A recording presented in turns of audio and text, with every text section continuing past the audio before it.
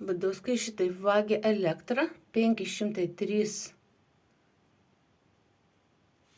kWh, 151 euras, tai po 30 centų šiai dienai.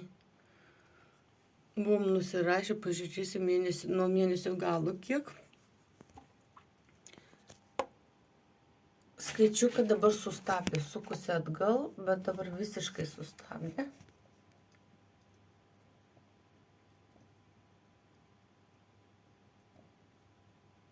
Visiškai skaičiuką sustabdė.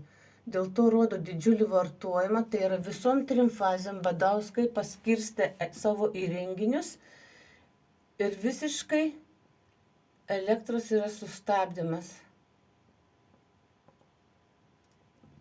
Visiškai sustabdė, nesisuka. Tai yra visom trim fazėm Badauskai paskirstė savo bitkoino įrenginius elektrą, nors įrenginys fiksavo didžiulį vartojimą. Įrenginys fiksavo, kad šaldytuvas dirba, visiškai nesisuka skaičiukas. Tai yra Badauskai paskirstė visom trim fazėm, sukasi, truputį pareina. Iš lėto sukasi, bet atbulinė eiga sukasi. Tai yra iš lėto pareina, labai iš lėto sukasi. Visom trim fazėm paskirstė elektros vartojimą ir suka jie atgal. Matosi iš lėto, kad sukasi atgal elektra.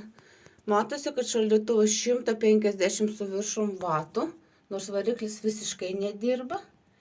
Tai yra rodmenys yra klaidinami, elektra vagiama visom trim fazėm, atjunginėjama buitinė įranga, tai yra šaldytuvo variklis visiškai yra atjungiamas ir tuo metu vyksta elektros vagystė, rodo, kad aš vartoju.